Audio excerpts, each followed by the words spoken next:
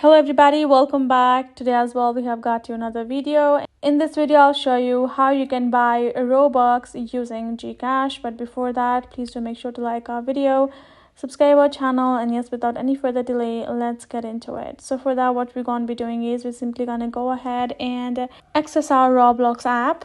And then over here we're going to be going ahead and tapping on this little Robux icon given on top. And then when we have done that, we will find the Robux to purchase from.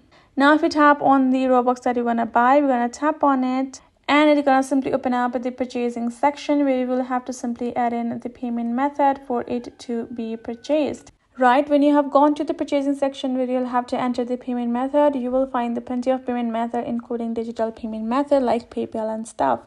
But if you cannot find the Gcash, then you have to tap on the more option given. Once you have tapped on the more option, you will find more digital platform with which you can pay, and which includes the Gcash as well. Go ahead, tap on the Gcash option, add in your credentials, add in the amount that you want to purchase, link your and then simply tap on confirm, and you're good to go. You will be able to purchase Robux using Gcash on Roblox like that, and it's as easy as I have told you the format over here. Make sure to follow along and you're good to go.